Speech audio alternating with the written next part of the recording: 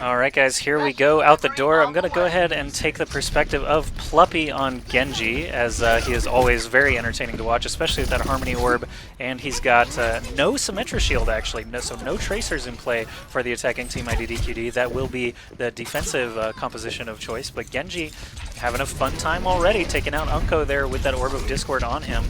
They're doing a great job communicating all the Discord targets. Pluppie's just going for the throat on basically everybody now. He's already scored 2 kills. Mendo on a Widowmaker. Mentioned earlier that I see him practicing Widow in public games pretty often, and they've already cruised through that first checkpoint and are headed to the next. And what's happened there really is that if you take a look back to where we had Winz place the turrets down by the back of the stairs, that was a good idea to be able to concentrate fire in front, but I don't think they were anticipating just quite how disruptive InternetHulk was on that Winston. And all of a sudden, just marching in with 2 tanks against a comp that basically has no tanks, there was no time for Kryw and Nadir to focus their fire. And they basically had to go into panic stations mode just to get Winston off of them. By that point, they were completely collapsed on by IDDQD. Yeah, it's very interesting actually. The defense, they've chosen not to switch it up just yet, even though they did totally just get rolled over. Second checkpoint already being taken as well, with about 7 minutes and 45 seconds remaining to be able to push the rest of the way. Mendo pushed up super far here on Widow, just watching those entry points. And it looks like he is going to have a little firefight with Nadir before hopping up on the shuttle, but if they don't deal with Mendo, they're going to have a tough time even getting back into the fight. Here we go, no teleporter still available. Winz does drop it now in the room adjacent to the payload, so Cocco's going to rush in there, try and take it out, but basically 2v1ing does manage to take it out with the help of Nbrgivup, and now defense again slowly reclaiming the payload here as they do deal with the bulk of the payload pushers. Now they've just got to deal with Pluppie and Mendo on top of the shuttle, shelling down at them.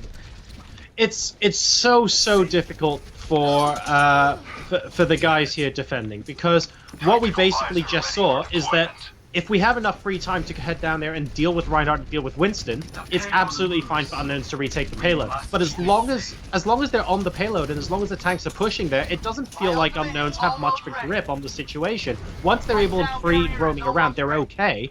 But the tanks are just giving IDDQD so much stability when they push.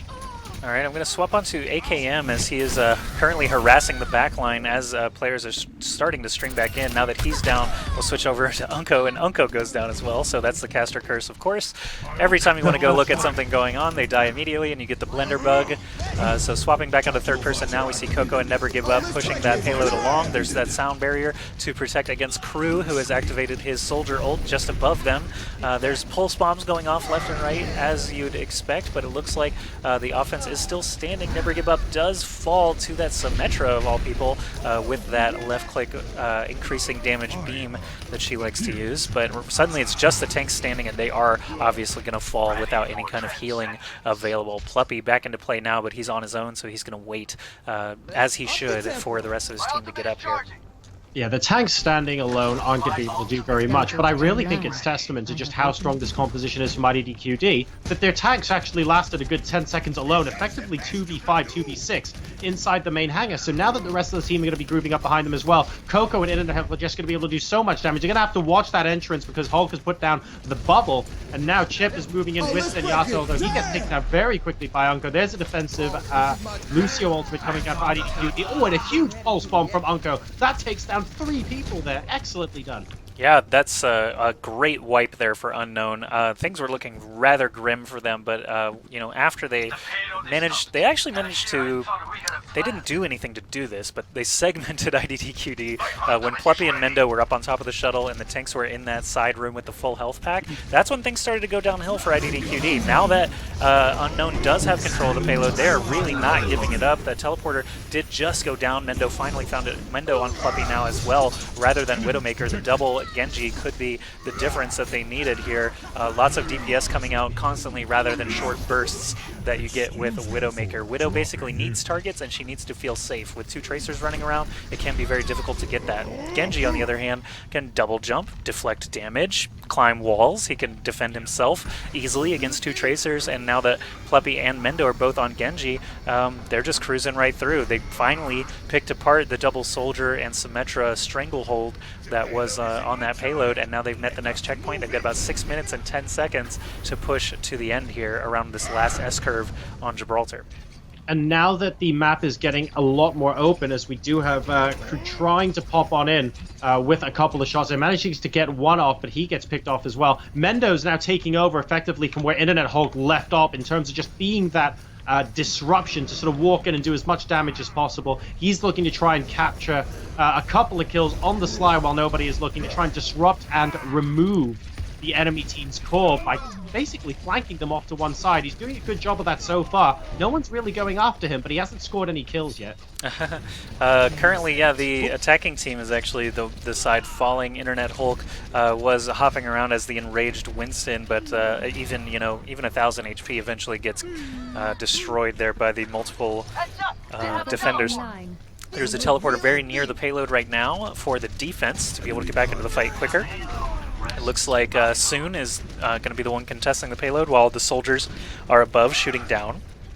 And currently basically just waiting on IDDQD to make a move here. It's going to be difficult though. Now Soldier popping his ult. Nadir does quickly kill Cocco playing Reinhardt, and Mendo does his best job to try and deflect, but ultimately he falls as well after being flanked. And suddenly defense, feeling very confident, they move in with both tracers. They still have 4 minutes and 40 seconds, so you don't want to overextend too much and lose control of that payload, but they are basically sitting in the best position that they're going to get for the rest of this game. If that payload moves any further, it becomes much more difficult to defend as your runtime from the defensive spawn gets a little bit worse, but there's sound barriers on both sides. Pluppie has his sword out on Genji, so does Mendo, so both Genjis going as hard as they can, trying to take out these squishy targets. It looks like they are going to be successful. Mendo scoring 2 kills, Pluppie scoring 2 kills, and that's going to be it for that defense. Teleporter still standing next to the payload. Are they going to choose to use it? Yes, they will, but they're not going to show themselves just yet. 3 members of the defense. Now Pluppie has discovered them, and that's there's going to be a absolutely disgusting. huge battle. The fantastic thing about that was just InternetHulk and the 2 Genjis immediately going up onto the ledge, and the disruption was too much to handle. The bubble plus the double Genji was just way too much. So much DPS taking them down, and now they're pushing in again. Transcendence, once again, the precursor to so many of the important pushes from IDDQD so far in this series, and the payload is getting ever closer, but InternetHulk seems to be the only person standing right now. Pluppie off in the back, but unwilling to get involved at the moment. It looks like IDDQD are going to be going back and regrouping once again. The payload, though, has moved a lot behind that S-curve, and like you mentioned, Joshy, it's a little bit more difficult to defend now in this position. It's just tough because when you're dead, you have to run around basically the stairwell to basically get back into the fight, and it can be difficult for some characters to get back into the fight quickly, but the payload is going to slide back to about the same position that it was at. No one is contesting right now, rather except for a very low health Tracer. I did want to comment on Chip's Transcendence ult earlier being just not effective enough, and that is ultimately the reason he wasn't able to keep everybody up, and they lost control of that payload. But now defense doing a good job just scattering. Whenever the ults go out for the offense, they do a good job staying out of sight of the soldier ultimates, allowing the offensive sound barrier to deplete. The extra 500 health does go away on its own, so basically just giving a little bit of a cushion, not trying to engage multiple ultimates. But now defense does have another teleporter up. InternetHulk using his rage to try and take it out. Winston actually has a tough time taking out teleporters, but there he does successfully get it. And Pluppie with his offensive soldier ult manages to take out AKM on Tracer as well as Soon on Lucio. So defense has several members down right now. Unkoe being the last man standing to try and contest this payload. He gets picked off by Mendo back on Widowmaker. So no Genjis in play anymore. They got their sword value, and now they're back onto the stronger composition for the very last point. Mendo in the back picking on people as they come in. There's a sound barrier from Soon, sound barrier from Nbrgivup, and looks like IDDQD will get the better of that exchange. Unkoe not able to get in there and contest. Nadir using Wraithwalk to come contest, but he's going to fall immediately. Unkoe's still standing. He falls now. Transcendence going off, keeping everybody up on IDDQD, and they are going to set a time on Gibraltar. Yeah, Mendo and Pluppie moving off the double Genji in the end to go for Soldier 76 and back onto the Widowmaker. And that oversight from Mendo is just doing incredibly well as Pluppie on Genji, so disruptive, gets play of the game for his efforts here.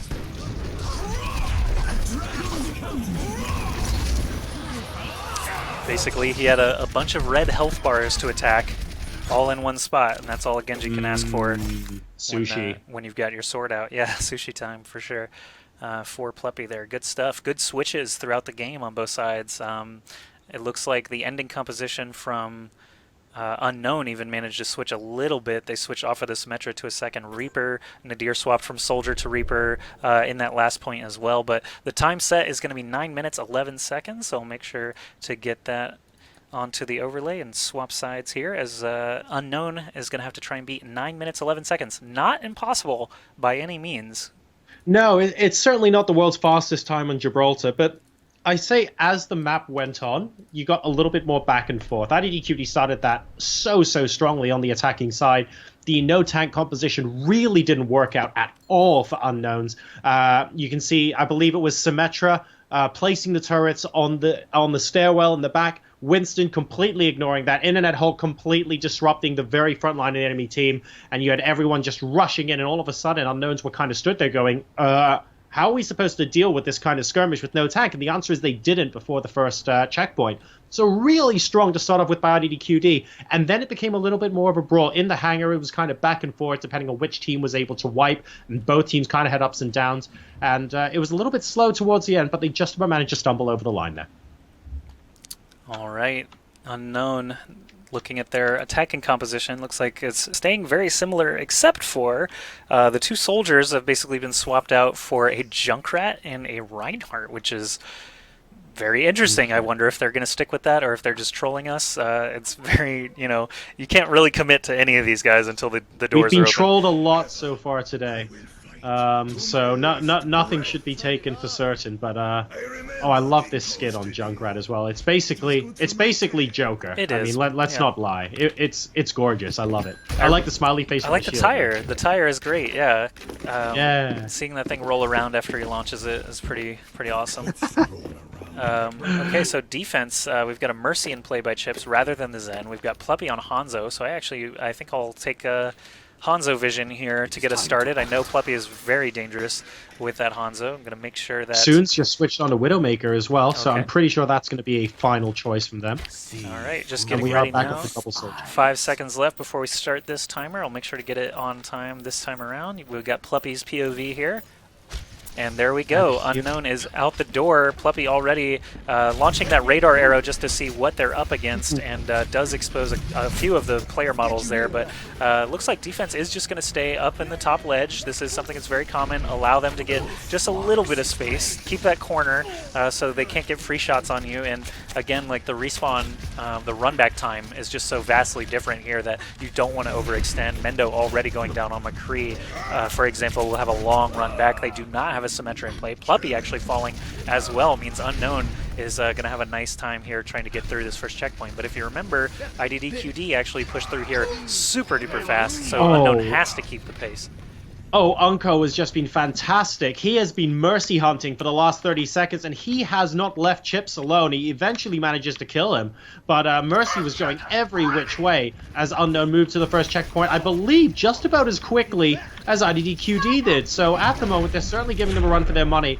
And Unkoe being very, very dynamic on that Tracer. Again, trying to play the disruptive role. That seems to be where the meta's at right now. Both teams just trying to separate the main force, Look at that. the main driving the other. Ooh, that's going to be pretty painful. That Earth Shatter catches 3 members. IDDQD not going to let Unknown push as swiftly as they did. There are multiple ultimates coming out, and yes, they did switch off of the Junkrat and Reinhardt back onto the double soldier composition that we expected to see, and it totally is paying off for them. Kryw got a triple in conjunction, obviously, with the rest of his team dealing some damage, but the time left, they've got 7 minutes 40 seconds. That is, it's more than the time you see displayed at the top of your screen because there is another checkpoint, and overtime is it does come into play sometimes. So 7 minutes and 30 seconds left here to push the entire rest of the map, and I wonder if they're going to get this payload to the same sort of position that IDDQD did under the shuttle itself. It looks like so far Cocco is going to charge in alone, which is something you don't normally see. I'm curious why he did that. I guess every second counts, but if your Reinhardt goes down, suddenly you've got a 6v5. That's not very good for your team.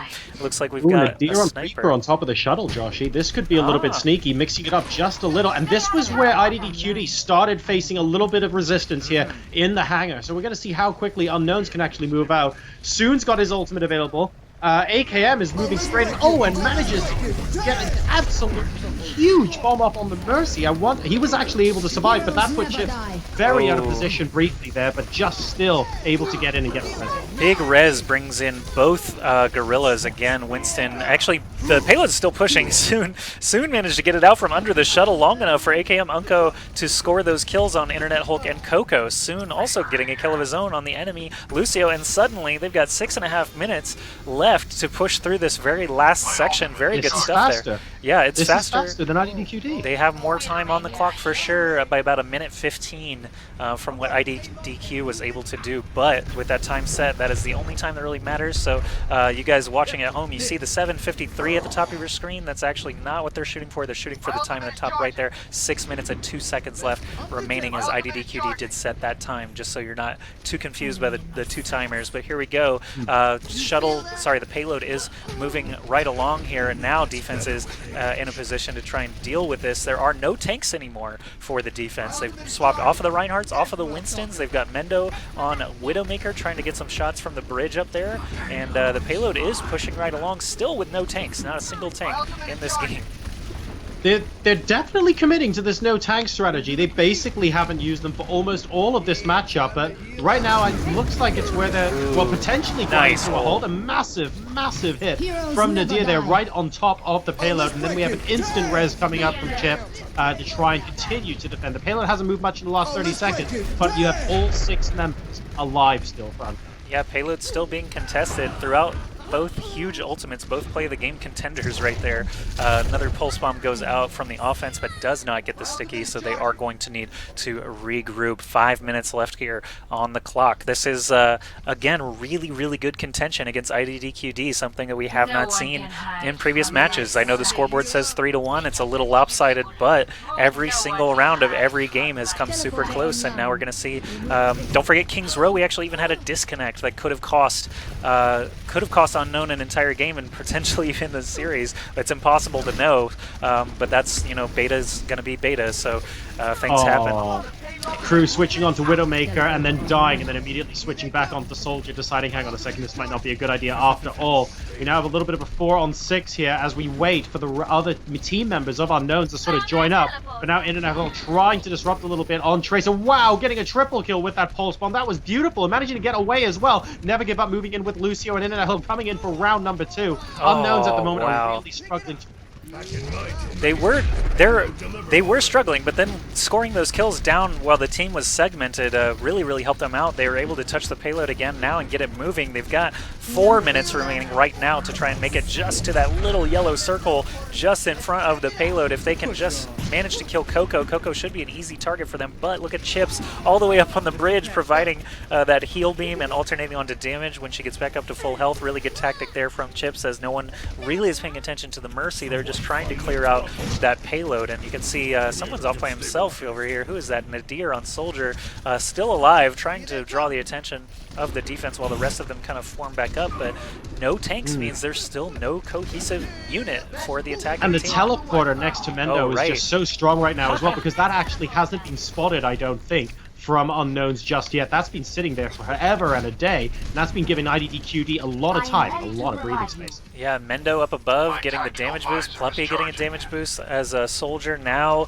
both just shooting down at the gap. Essentially, there's only one real exit here. Like, Unknowns could go all the way to the other end of the hangar to try and go for a super long flank, but it takes so much time and is still easily spotted. As soon as someone gets in range of all these guys up on the bridge, they're going to know it. So it's a very difficult spot here for the attackers. They do have a sniper now, Unkoe, and Kryw has swapped over to Genji. How's he going to be able to get any kills? Oh, just as Sound Barrier gets put down as well, and he's getting targeted down. He goes down in the middle, unfortunately, of using his tactical visor, and we do not have any inroads made here from Unknowns. They're slowly getting pushed back once again here from IDDQD. Teleporter's gone now. Attackers are moving right along. InternetHulk coming in to contest, though, and Winz and AKM did both bite the dust. So unfortunately, it looked like they had a brief window of opportunity. But again, the Mendo and The Mendo Widow and the Pluppie Soldier up on that bridge are just making life so difficult. Mendo does score the kill on Unkoe there in the sniper duel, so IDDQD firmly in control once again, and now the time is ticked down. There's only 2 minutes remaining to try and make this push. It could happen. All you need is a good string of ults and no teleporter on the defense, and you can make it happen. Feels like every single time one of Unknowns actually switches onto Widowmaker, they immediately get sniped off by the opposing team. It's like they know they're coming or something, but Unkoe is going to be continuing to try and fight the good fight here. And Kryw trying to disrupt with Genji. At the moment, hopping around, not quite able to get into the heart of his opponents. Nadir providing some good covering by an AKM, doing a great job in the back with Tracer. Don't know if it's going to be enough to get the payload moving, though, because once again, IDDQD are staying coherent as one team. They're not being pulled apart. Kryw's got his Dragon Blade out. He needs to just spin around and take out InternetHulk, but he's not going to find him in time. And actually, that Dragon Blade went largely wasted. There are just essentially no good targets. He thought, you know, hey, they're all right there. I can just go and kill everybody, but they scattered. It is completely unlike the Genji ultimate that we saw from Pluppie in the previous round. I want to point out this ledge. I've got the camera sitting on this ledge that one of the defenders actually jumped onto. Pluppie as Soldier jumped onto a ledge right above the payload that I'd literally never seen used. And I've played many hundreds of hours of this game now, and I've never seen anyone jump on that ledge. Very interesting, but he was chased off by Kryw on Genji. Now they are pushing very swiftly here. They got 42 seconds to actually complete this. Cocco goes down, and just like that, everything is looking to go Unknown's way. Nbrgivup is the last man standing. He's going to get taken out. Most likely, there he does. InternetHulk on D.Va. Here come the mass Divas, the march of the mechas. InternetHulk already popped out of his suit. Mendo on a Tracer. There's 25 seconds left. This could be an extremely, extremely close ending here as the Divas are continually coming back with their multiple hundreds of health. Mei coming into play now for the defense as well. Pluppie swapping onto Mei just to stall for contest time. 10 seconds left. Are they going to get it? All they have to do is kill InternetHulk. InternetHulk is out of the suit. And a couple of GGs are being called. Is that too slow? 1. The official time is going to have to tell the tale. This is close. What? So the official time on the scoreboard. Must be within a second or two, Josh. The official time on the scoreboard was 9:11. Was 9:11 for IDDQD. That could almost be a tie. The timer that I had, I think, Unknown got it. So everyone's using their own timers. No one has the official score until this play of the game is over. Yeah, there were like 2 GGs just as they popped onto the point. 9:23. Oh, my timer was 12 seconds off. How did that happen? Wow. Okay. No, well, I thought it was like within 5 seconds. I thought it was much closer. Oh, sorry about that for the viewers. I guess it was not as climactic as we made it seem. But 9 minutes 23 seconds, still incredibly close game. It wasn't even 10 seconds before the end of the game when we had the GGs. Like that looked more like you know, the Divas and the Mei have made the difference there. I think it was really cool what Unknowns did with the Divas, because if you notice, they started filing out one by one, but they focused on the mechs, and once they popped out of the suits, they didn't then kill D.Va. They wanted to kill all the mechs first, and then wipe out the underlying Divas at the same time, which I thought was absolutely the correct thing to do. And then Mei ended up just being, mopped up pretty quickly afterwards. But as it turned out, that last-ditch defense was literally just enough for IDDQD there. And again, even though they managed to take it by a scoreline of 4-1, that last map really shows just how close the contest was between these two teams today. All right, so all the GGs going out there in the lobby. IDDQD will take the series 4-1. I'm gonna, as soon as XSplit starts behaving again here, we'll. Microsoft Security Essentials decided it wanted to be part of the broadcast. Okay, here we go. I was wondering why it wouldn't switch. There we go. Stay secure. Stay safe. Oh, man. So a great King of the Watch goes the way of IDDQD once again, and the score line does not tell the tale, guys. 4-1 is the score, but we had some really, really great games throughout the series. Thanks so much, everybody who came to watch. I think we peaked out near 200 viewers, so thank you for coming to check out some competitive Overwatch with myself. Once again, I'm Ask Joshy. You can see my Twitter handle there if you're interested in following more of my stuff. Jorasar, thanks for allowing me to come cast this with you. You've been holding the reins for a while now. Happy to be back. Oh, definitely, man. I've also been away, sort of out for a month. I was visiting family, and I've just recently been back in London. It's been great to be playing Overwatch again. It's been great to cast again as well. It's also been great to cast with you, Josh. It's just been a lot of fun. This King of the Watch has been fantastic. IDDQD recommended Unknowns come onto the King of the Watch, and before the start, some of us were privately scoffing, going, this isn't going to be close.